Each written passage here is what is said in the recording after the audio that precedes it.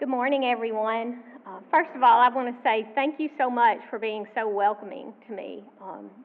As I've met various individuals in the church, you have just been so kind, and I can feel Christ's love through you. And so thank you for honoring Him in the way you act toward others. I guess I will start with kind of how I got here. So I've always loved elders.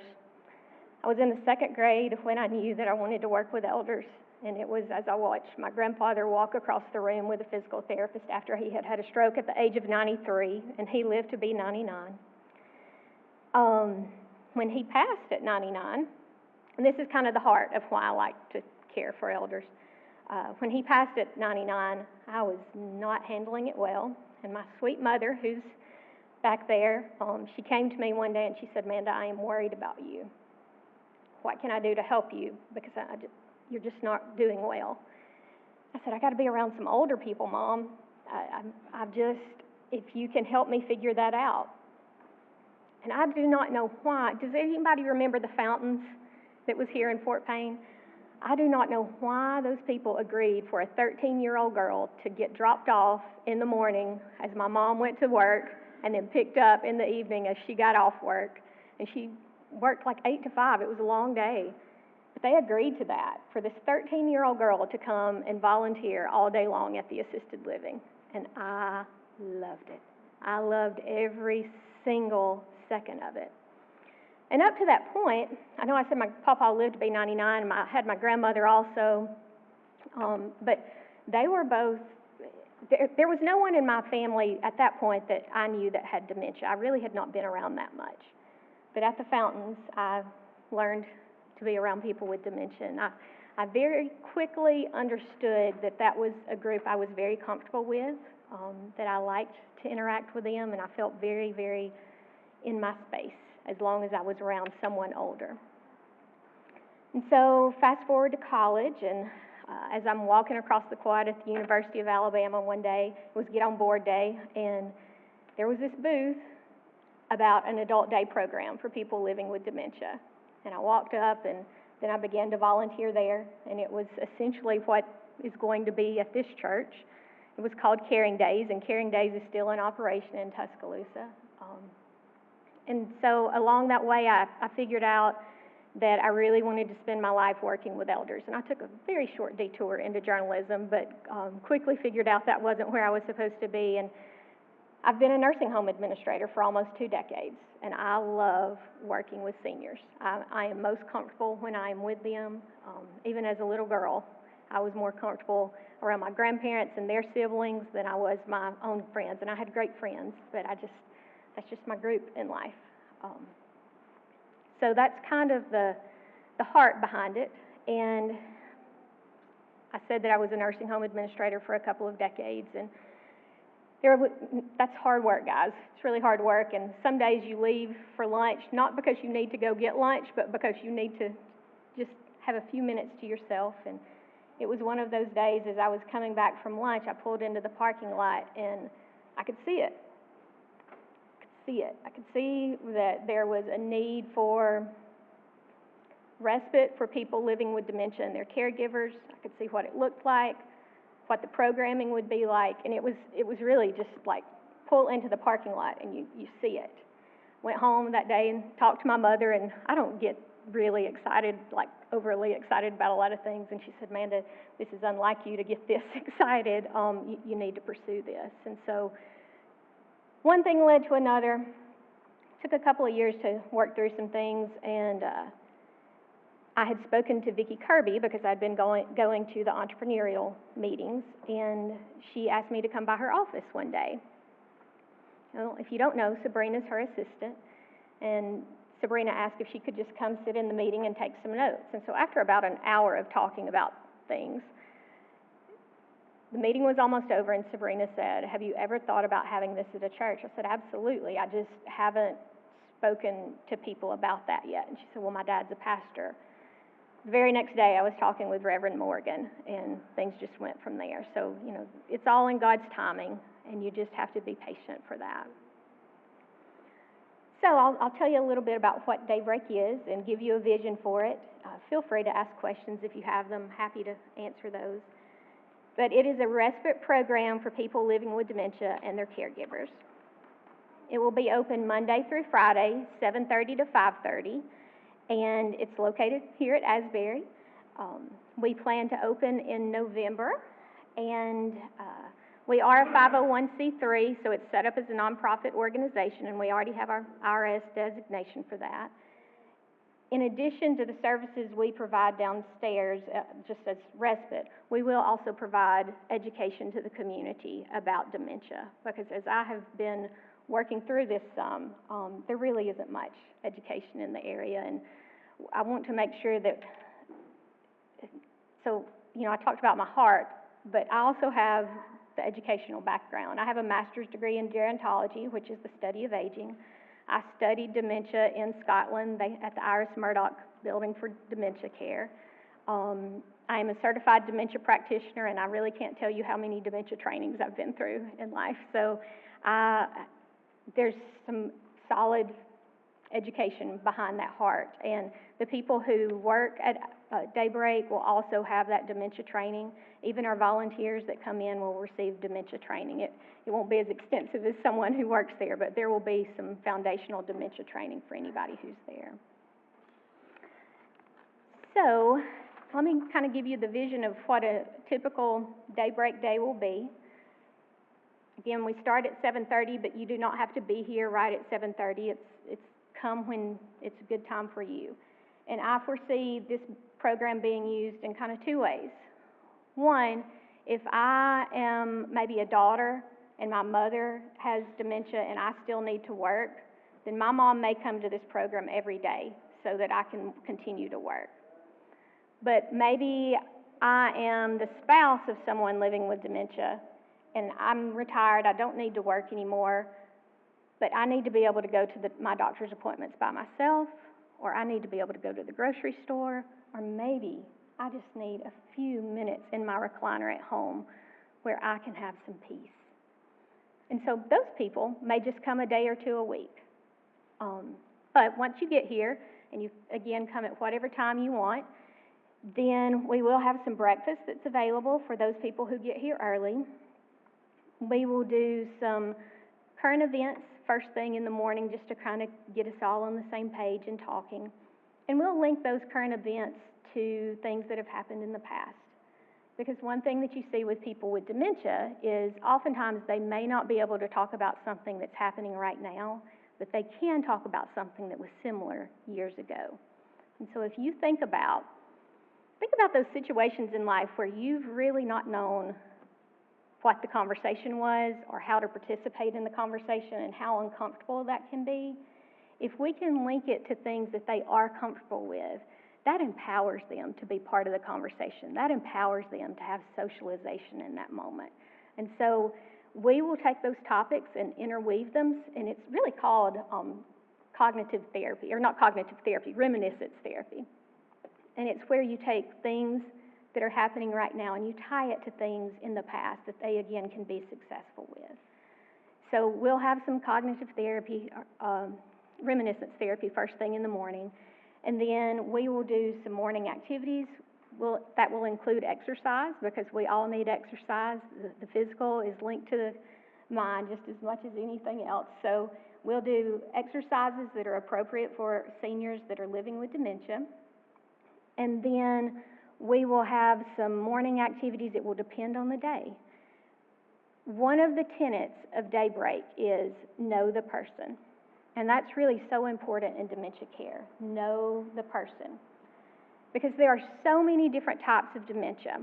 There's Alzheimer's that a lot of people have heard of, but then you've got Lewy body dementia, vascular dementia, frontotemporal dementia. There are so many different types.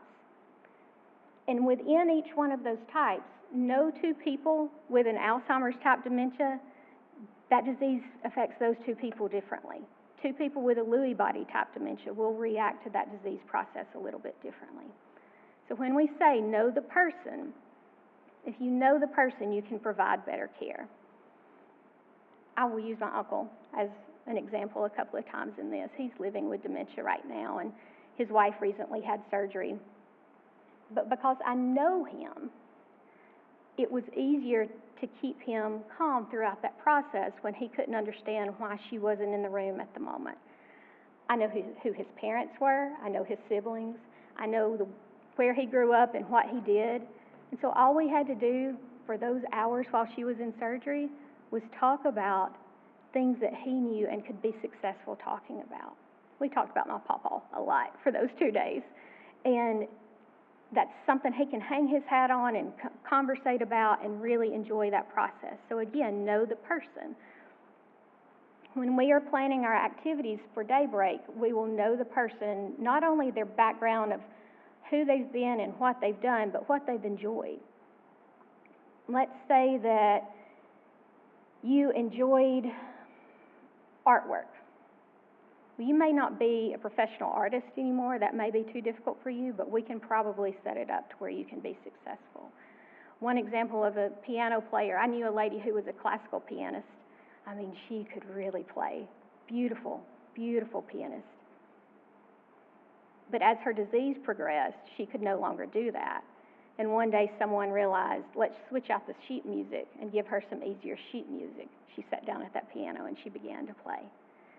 And so if we know those details about people and what they've enjoyed in their past, we can then apply that to today and find activities that are most appropriate for them. After we do our morning activity, we'll have some lunch, and then in the afternoon we will do other activities, and people can get picked up whenever they want to. If it's, again, a spouse that's maybe just needing 4 hours so she can go to the grocery store and maybe go get her hair done. I don't know. That's fine. Or if you need to be here all day, you can do that too. And so talking a little bit more about the type of activities that we'll do, we will have art therapy, music therapy, some pet therapy, gardening. We talked about exercise, community projects, and activities that give them purpose. And the reason I say community projects, so many times when someone is living with dementia, think about if all your purpose was gone. I used to say this about people living in the nursing home. You come through the front doors, check who you are at the door.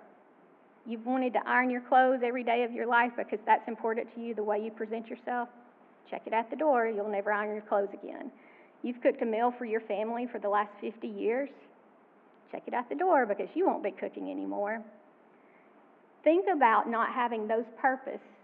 And sometimes it's not the task of life. You know, sometimes we look at those type things as tasks, but if you really couldn't do it anymore, that takes away some of your personhood.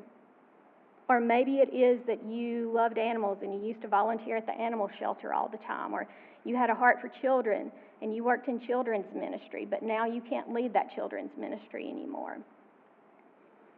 So when we talk about meaningful activities, again, know the person.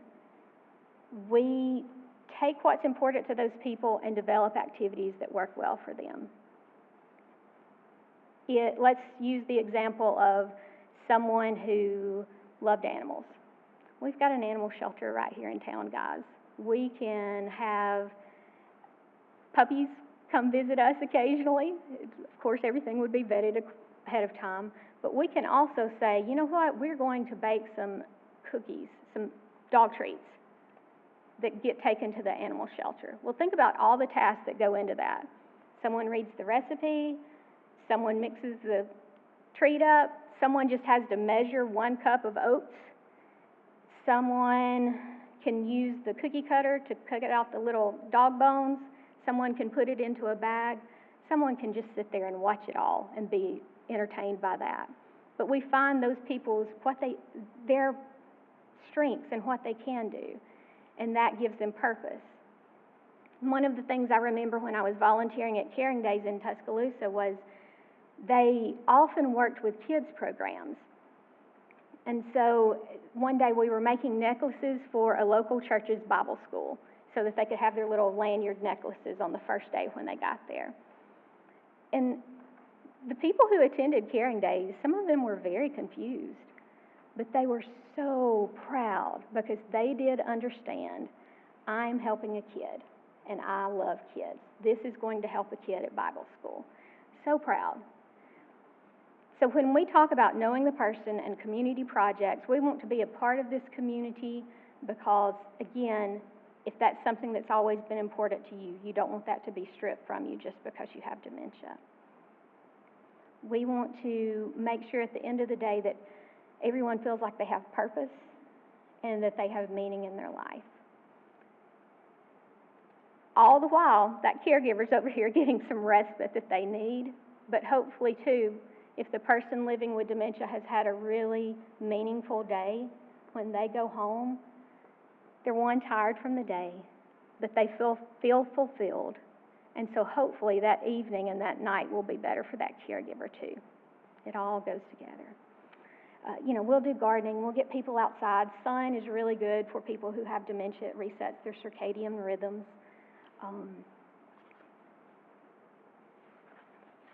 One way that this church, I'm so thankful for the space, but I know that some of you have expressed an interest in volunteering. If you have specific talents and would like to share those with us, please let us know. I know there are artistic people in church. I know there are musical people in the church.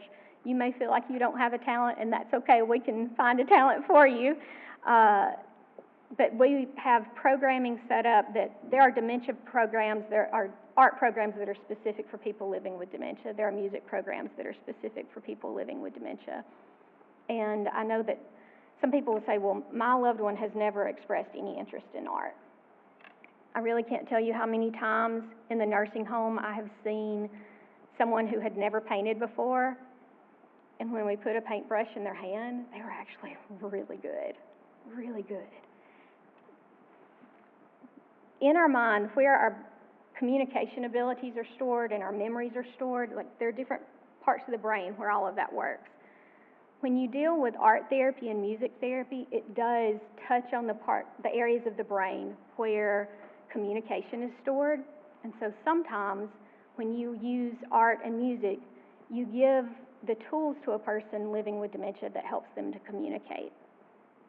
I'll use an example of, there's something called the iPod project, and in one of the homes that I ran, we partnered with a local university to download music that this person liked on an iPod, and they listened to that. Fast forward several weeks, I think it was actually probably about 3 months, and we're in our huddle meeting one morning, and someone said, Mr. H is talking again. This man had not talked for months. And so we're looking through his chart, we're trying to see if there are any medication changes, did we start him on physical therapy, we're looking at everything. Nothing changed. And then somebody said, we've got that music program that the Tulane student's working on, why don't we include him in that?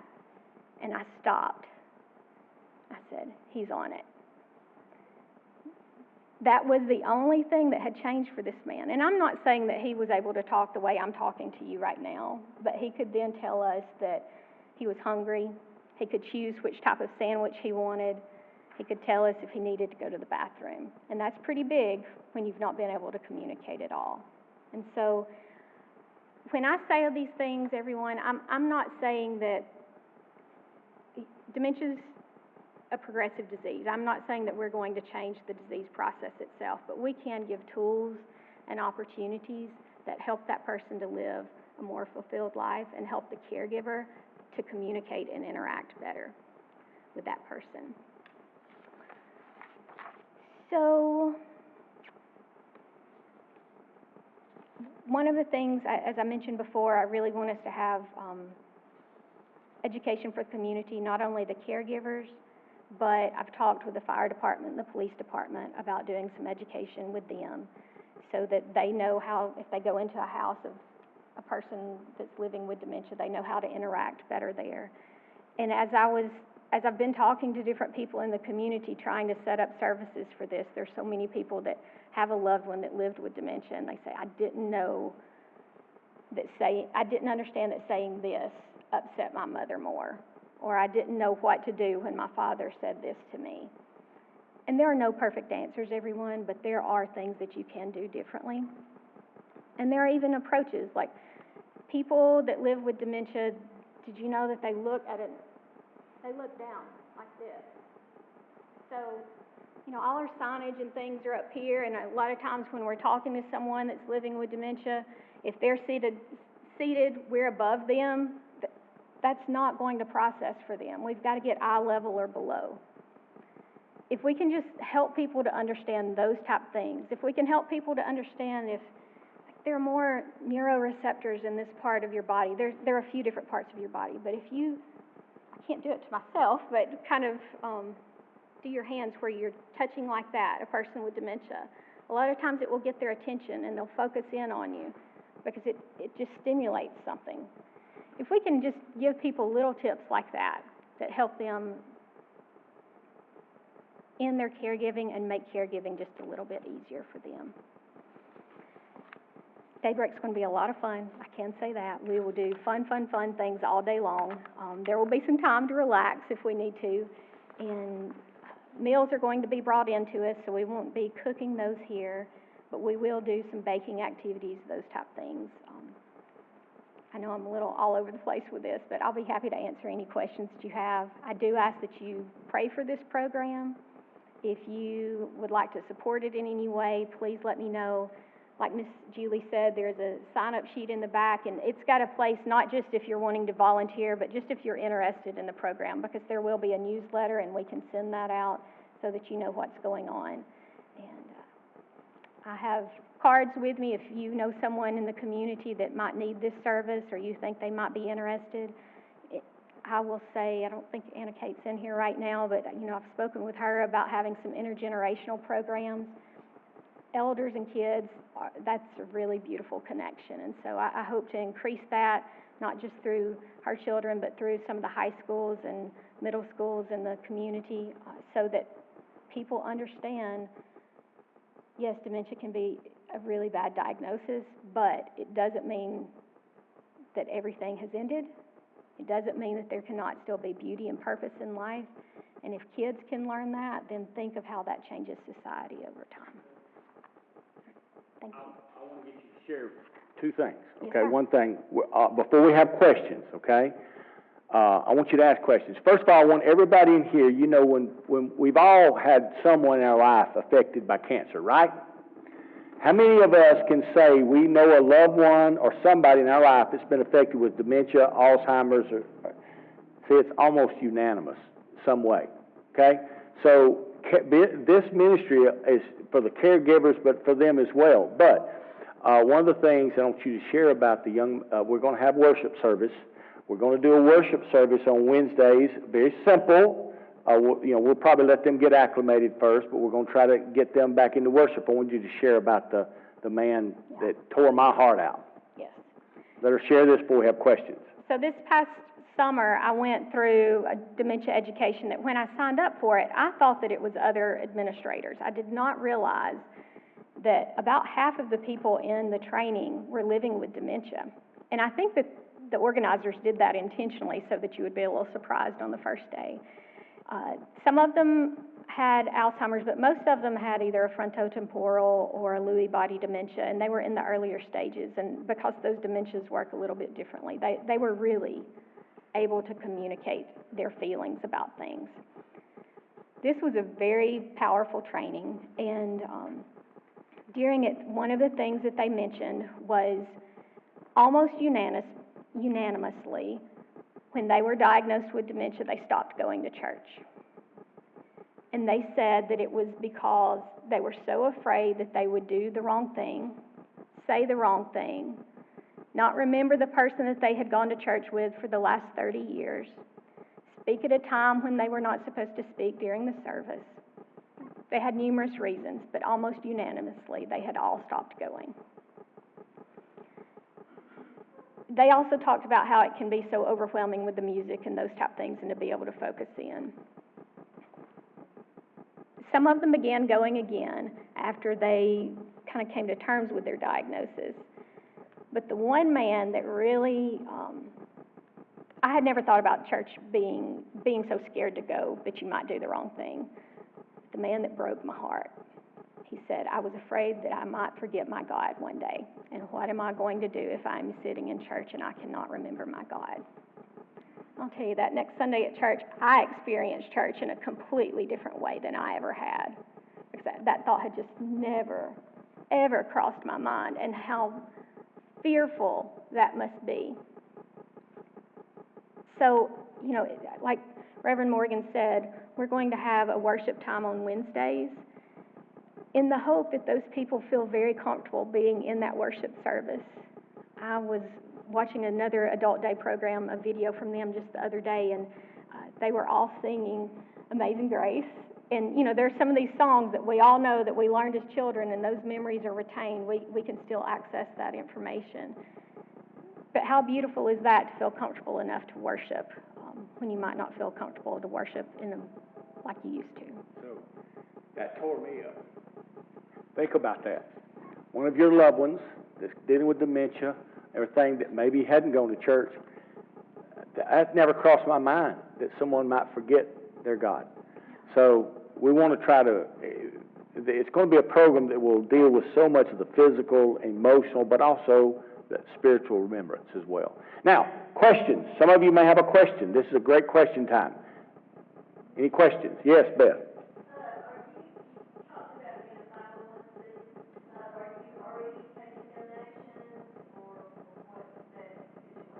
Yes, ma'am, we are. So if you want to donate goods and we know a value, we can assign that so that you have that for your tax purposes. But if you want to just donate money, we have a checking account set up, and so you can write us a check. You can either give it to me, or we have a P.O. box, and I also have a PayPal account set up.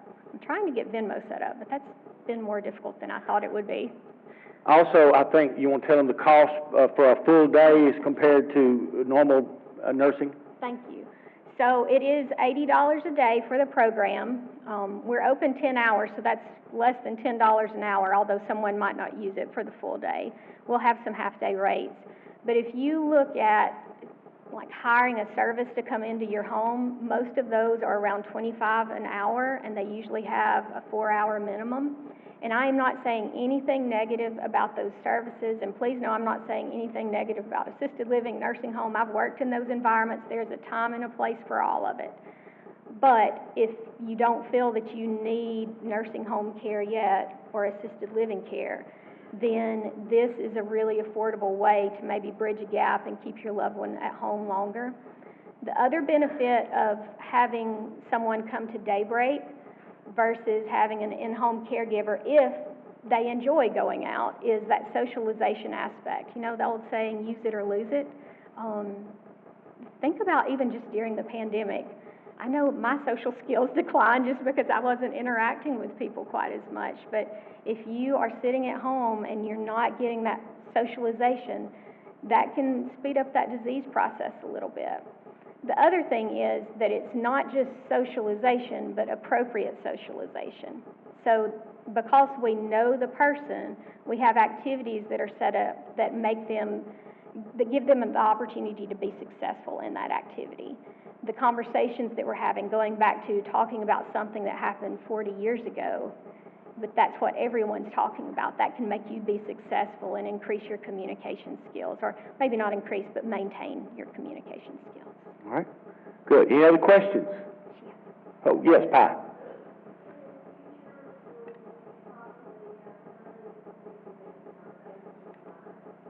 Yes, ma'am. Yes. We are setting up some scholarships. I've already there's something called Alabama Lifespan Respite that has some scholarship programs. The Alzheimer's Foundation of America has some scholarship programs, but then I'm also going to be speaking with some of the local businesses, trying to get them to set up scholarship programs. So if any of you have connections to groups that you feel like might do that, or maybe a civic organization, whatever the case might be, that they could sponsor at any rate that they wanted to. Maybe they sponsor someone one day a week, or one day a month, or for a whole year. I don't know. Yes, Pat. Service dogs? Yes, they are welcome. Is that your question? Can they come? Yeah. I'm sorry, what? Pardon me?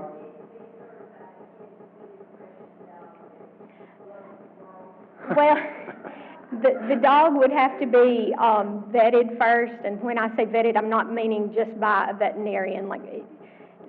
So in nursing homes, I have always had a dog in my building, and all of those were service dogs. They were not necessarily therapy dogs, but they were dogs that we had watched interact with other dogs. We had watched how they interact with the elders, and we were very comfortable with them. Any other questions?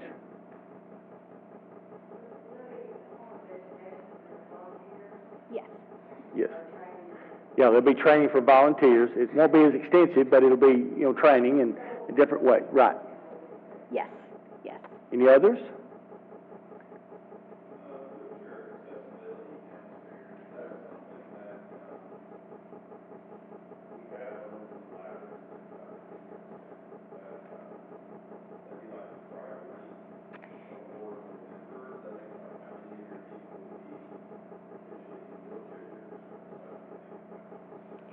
I have thought about that, and on the application form that people fill out before they come, it will mark whether they are wheelchair bound, if they're using a rollator, a walker, any of those type things.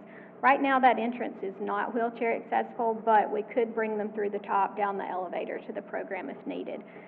I'm not sure how many people we will have utilizing wheelchairs, to be honest with you. Of course, there are people living with dementia that are in wheelchairs, but oftentimes in that earlier stage of the disease process, physically, they're in pretty good shape. So we'll just have to see who's coming. All right, any others?